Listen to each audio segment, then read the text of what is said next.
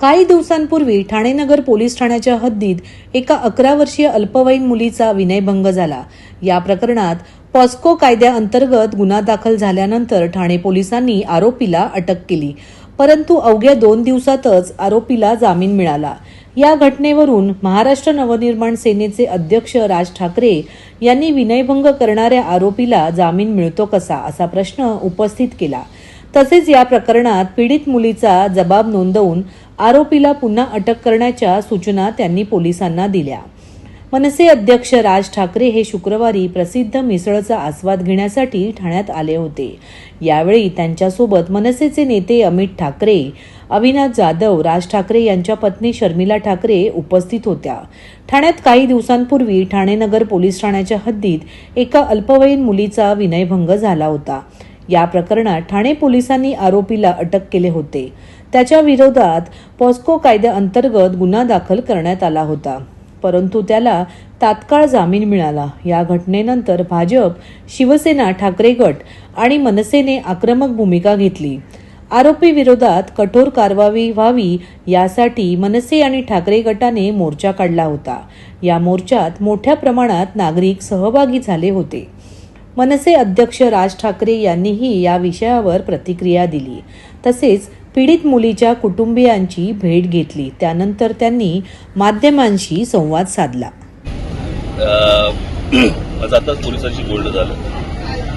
मी त्यांना हेच सांगितलं, म्हटलं बदलापूरसारखं म्हटलं तुम्ही सगळ्या गोष्टी अंगावर घेऊ नका। प्रश्न हा कुठच्या पक्षाचा जो पदाधिकारी आहे हा महत्वाचा नसून कधी कुठच्याही पक्षाची कधी भूमिका नसते, पण एखादी कुठची व्यक्ती त्याची जर समजा अशा प्रकारची विकृती पक्ष म्हणून पंखाखाली घालणार असू आपण, तर मग काय बघायलाच नको।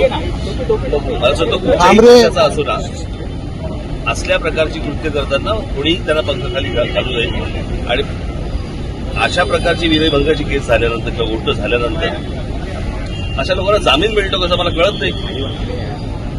कोर्ट देखील यांना जामीन देतं कसं? आणि म्हणून मी त्यांना सांगितलं तर त्या मुलीची परत स्टेटमेंट घ्या सगळे, आणि तो जो कोणी आहे त्याला पहिल्यांदा अरेस्ट करा। आज आता पोलिसांची बोलणं झाले त्याप्रमाणे ते करते। टोल नाक्यासंदर्भात आज आपण आला पण जेव्हा पहिल्यांदा टोल नाक्यासंदर्भात आवाज उठवला होता तेव्हा पहिली प्रतिक्रिया ठाण्यामध्ये उमटली होती। दरम्यानच्या काळात बऱ्याच केसेस झाल्या, एकेका कार्यकर्ते 16 ते 17 केसेस 50 केसेस आहेत। आता टोल मुक्त केली मुंबई, या केसेस मागे घ्याव्यात अशी काही आपली मागणी आहे? अर्थातच घेतल्या पाहिजेत ना। ते काय घरचं सत्यनारायण होतं का? आमच्या लोकांसाठी म्हणून केलेली गोष्ट होती। आणि आज मला असं वाटतं सगळेच जण खुश असतील या प्रकारचं, कारण इतकी वर्ष जी काही टोळधाड पडली होती आपल्यावरती, त्याला डकैतीच म्हणता येईल। किती पैसे जमा झाले, किती पैसे आले, कोणाकडे गेले, काय झाले, कोणाचा कशाला पत्ता नव्हता आजपर्यंत। मला असं वाटतं की इतक्या वर्षाच्या आमच्या आंदोलनाला इथे यश आलेलं आहे, आणि त्याबद्दल माझ्या महाराष्ट्र सैनिकांचं मी सर्वप्रथम त्यांचं अभिनंदन तेव्हा पण केलं, आता पण करतो की हे सगळं त्यांच्यामुळे शक्य झालं। महाराष्ट्रातील भगिनींना आधार देणारी राज्य शासनाची मुख्यमंत्री माझी लाडकी बहीण योजना। या योजनेअंतर्गत अल्प उत्पन्न गटातील 21 ते 65 वयोगटाच्या भगिनींना मिळणार दरमहा 1500 रुपयाची मदत। अर्ज करण्यासाठी 31 ऑगस्ट 2024 पर्यंत मुदतवाढ।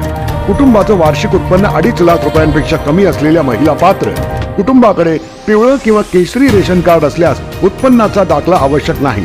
पांढरं रेशन कार्ड असेल किंवा रेशन कार्ड नसेल तर कुटुंबाचं वार्षिक उत्पन्न 2.5 लाखांपेक्षा कमी असल्याचा दाखला आवश्यक। योजनेसाठीचा ऑनलाईन अर्ज नारी शक्ती दूत ॲपवरून किंवा पोर्टलवर भरता येईल। ज्या भगिनींना ऑनलाईन अर्ज भरता येत नसेल त्यांच्यासाठी अंगणवाडी, ग्रामपंचायत, वॉर्ड ऑफिस, सेतू सुविधा केंद्रामध्ये किंवा आशाताई बचत गटाच्या CRP यांची मदत उपलब्ध।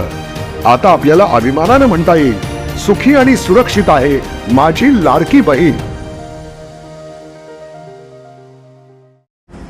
लाडकी बहीण ही एक अशी योजना आहे जी महाराष्ट्रातील प्रत्येक महिलेला आत्मनिर्भर बनवून त्यांच्या जीवनात आशेचा किरण आणते। महाराष्ट्रातील वंचित बहिणींच्या जीवनात आनंद फुलवण्यासाठी आणि त्यांच्या कुटुंबाला सशक्त बनवण्यासाठी आमचे संवेदनशील देवाभाऊ घेऊन आले आहेत लाडकी बहीण योजना।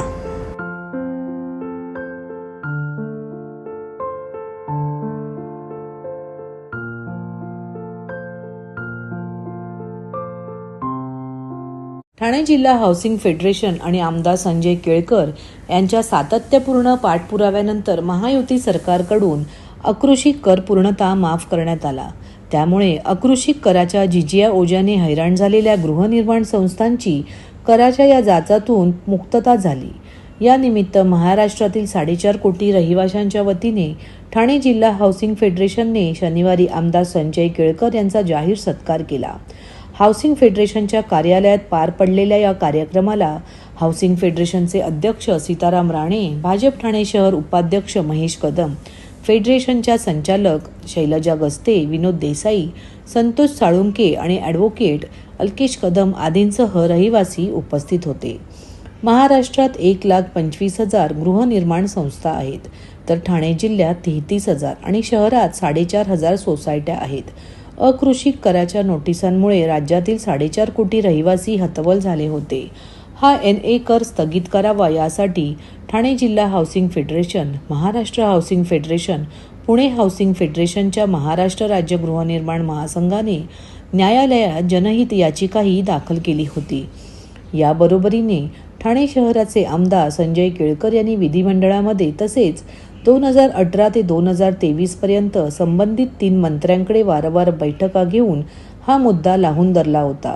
1 घर आणि 2 कर हा जाच कशासाठी असा सवाल करीत सरकारकडे पाठपुरावा केल्यानंतर तत्कालीन महसूल मंत्री राधाकृष्ण विखे पाटील यांनी अकृषिक कर रद्द करण्यासाठी समिती नेमून NA कर वसुलीला स्थगिती दिली होती. तर नुकत्याच पार पडलेल्या बैठकीत महायुती सरकारने अकृषिक कर पूर्णतः माफ करण्याचा निर्णय घेतला. अखेर आमदार संजय केळकर आणि हाऊसिंग फेडरेशनने केलेल्या अथक प्रयत्नांना यश आले. या निमित्ताने हाऊसिंग फेडरेशनचे अध्यक्ष सीताराम राणे यांनी शनिवारी आमदार संजय केळकर यांचा पुष्पगुच्छ आणि शाल देऊन जाहीर सत्कार केला. महाराष्ट्र हाऊसिंग फेडरेशन आणि ठाणे जिल्हा हाऊसिंग फेडरेशनच्या माध्यमातून हा सत्कार माझा करण्यात आला. हा अकृषक कर जो आहे तो नुकत्याच झालेल्या मंत्रिमंडळाच्या बैठकीत आचारसंहितेच्या आधीच्या हा पूर्णपणे रद्द करण्यात आला आणि फार मोठा दिलासा महाराष्ट्रातल्या आणि या जिल्ह्यामधल्या जनतेला, विशेष करून हाऊसिंग सोसायट्यांमध्ये राहणाऱ्या आणि इतर आस्थापना ज्यांच्या आहेत त्या ठिकाणच्या लोकांना फार मोठा हा दिलासा मिळाला. हा अत्यंत जाचक कर होता. याला जिजिया कर म्हणून सुद्धा म्हटलं जायचं, कारण की शहरी भागामध्ये राहणारे लोक जे आहेत ते 1 घर आणि 2 कर अशा प्रकारचा त्यांना तो भरायला लागत होता. तो अन्यायकारक होता.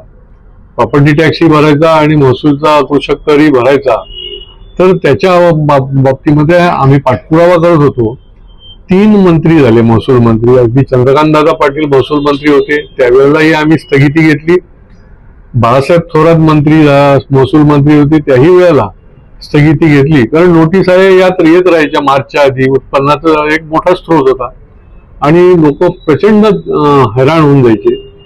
पण अंतिमतः विखे पाटील साहेब ज्या वेळेला महसूल मंत्री झाले त्यावेळेला स्थगित तर कायम होती. त्याच्या अनुषंगाने हाऊसिंग फेडरेशनही कोर्टामध्ये त्यांनी याचिका दाखल केली होती. त्यांनी त्यांची भूमिका जी आहे ती निभावली होती.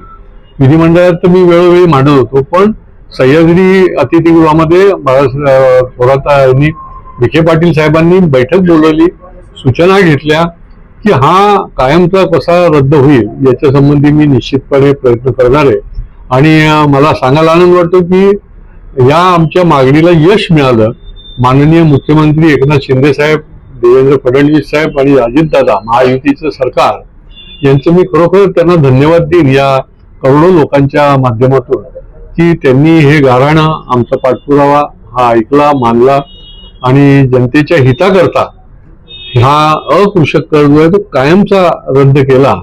आणि त्याच्याबद्दल शासनाने हे फार मोठा ठोस असा निर्णय या सगळ्या भागातल्या लोकांसाठी घेतला. करोडो लोकांना याचा निश्चितपणे फायदा होणार आहे. महाराष्ट्रामध्ये जवळपास 1,25,000 हाऊसिंग सोसायट्या आहेत आणि या सोसायट्यामध्ये जवळपास 4.5 ते 5 कोटी लोकसंख्या राहते. आणि या सगळ्यांना या NA टॅक्स रद्द केल्याबद्दल फार मोठा दिलासा मिळालेला आहे. आपण हाऊसिंग फेडरेशनच्या माध्यमातून रिट पिटिशन दाखल केली होती आणि विधिमंडळात केळकर साहेब याचा गेले कित्येक वर्ष पाठपुरावा करत होते. त्याला यश मिळालं. केळकर साहेबांनी शेवटचा षटकार मारला. सह्याद्री अतिथीगृहामध्ये मिटिंग घेऊन तो रद्द करण्यासाठी विनंती केली आणि शासनाने ती मान्य केली. त्यामुळे आमच्या 4.5 कोटी लोकांना याचा मोठा फायदा होणार आहे, उपयोग होणार आहे. आणि त्यामुळे मी माननीय मुख्यमंत्री एकनाथजी शिंदे, उपमुख्यमंत्री माननीय देवेंद्रजी फडणवीस आणि अजितदादा पवार या सगळ्यांचे मी आभार मानतो आणि महाराष्ट्रातल्या 4.5-5 कोटी लोकांच्या वतीने त्यांना धन्यवाद देतो. यानंतर पुढचा मुद्दा असा असणार आहे, भविष्यात केळकर साहेबांना त्याचा लढा द्यावा लागणार आहे. आता याच्या पुढचा टॅक्स रद्द झालेला आहे, पण 2012 पासून स्थगिती आहे, तो टॅक्स लोकांनी भरलेला नाही, तो सुद्धा माफ करायला हवा अशी विनंती आम्ही सगळ्यांच्या वतीने केळकर साहेबांना करणार आहोत. आणि या निवडणुकीनंतर त्याचा पाठपुरावा तो सुद्धा रद्द होईल आणि त्यासाठी केळकर साहेब पुढाकार घेतील यावर आमचा विश्वास आहे. पुन्हा एकदा आमच्या महाराष्ट्रातल्या 4.5-5 कोटी लोकांच्या वतीने सरकारचं आणि महसूल मंत्री त्याचबरोबर मुख्यमंत्री उपमुख्यमंत्री यांना धन्यवाद देईन, त्यांचे आभार मानेन. धन्यवाद.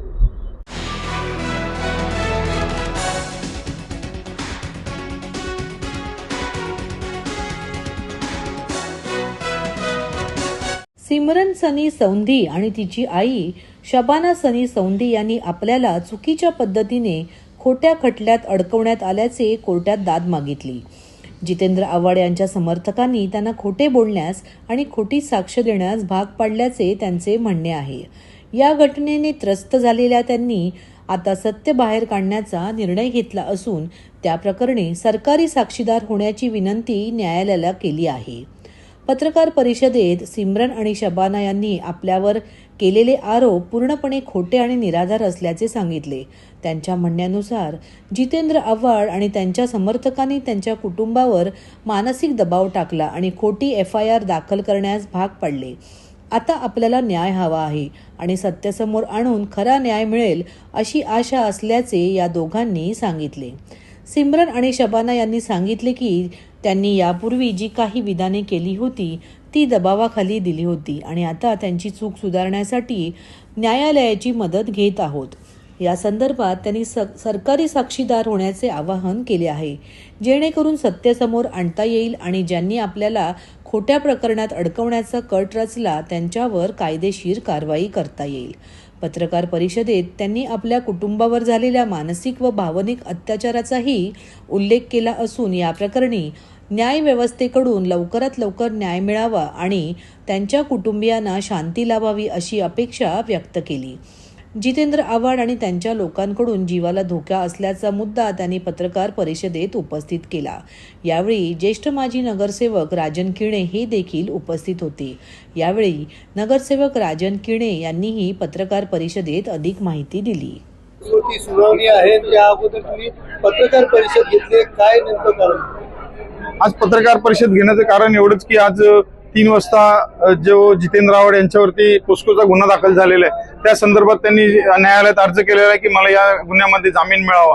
पण आमची न्यायालयाला हीच विनंती आहे की या जितेंद्र आव्हाड सारख्या खोट्या माणसाला कोणत्याही प्रकारे जामीन होऊ नये यासाठी आम्ही न्यायालयाला विनंती करतो. प्रकरण हेच की 354चा जो जितेंद्र आव्हाड यांच्यावर विनयभंगाचा गुन्हा दाखल झाला होता, या गुन्ह्यामध्ये त्यांना कोणत्याही प्रकारे म्हणजे गुन्हा काढावा यासाठी त्यांनी एन प्रकारे मॅडमवरती आणि इतर लोकांच्या माध्यमातून खूप प्रेशर आणला होता. त्यांच्या माध्यमातून रिजा रशीद यांच्यावर पोस्कोचा गुन्हा दाखल केला आणि तो पोस्कोचा गुन्हा दाखल जितेंद्र आव्हाड यांच्या माध्यमातून झाला. या मेन कटाचे सूत्रधार जितेंद्र आव्हाड होते आणि तो गुन्हा माननीय न्यायालयाने खोटा ठरवला. त्या गुन्ह्यामध्ये कोणताही पुरावा नसताना मॅडम यांच्या विरोधात जो पोस्कोचा गुन्हा दाखल झाला होता तो खोटा ठरवण्यात आला. त्याच्यात बिसंमरी झाली आणि नंतर मग माननीय न्यायालयात मॅडम रिजा रशीद मॅडम यांनी अर्ज केला होता की या संदर्भात ज्या लोकांनी माझ्यावर खोटा गुन्हा दाखल केला त्यांच्यावर गुन्हा दाखल व्हायला पाहिजे. आणि तशा प्रकारची ऑर्डर मिळून माननीय न्यायालयाने जितेंद्र आव्हाड आणि त्याचे इतर साथीदार यांच्यावरती 19 साथीदार आहेत त्यांच्यावरती पोस्कोचा गुन्हा दाखल झालेला आहे आणि ते सध्या सगळे बाहेर फिरत आहेत. त्यांच्यावर कोणत्याही प्रकारे अटकेची कारवाई होत नाहीये. अशा प्रकारे आज जितेंद्र आव्हाड यांनी सुद्धा आज न्यायालयात 3 वाजता न्यायालयात त्यांचा जामीन अर्जासाठी बेल ऍप्लिकेशन केलेला आहे. तर त्या संदर्भात आम्ही न्यायालयाला विनंती करतो की कोणत्याही प्रकारे जितेंद्र आव्हाड यांना जामीन देण्यात येऊ नये. माननीय न्यायालयाला विनंती आहे.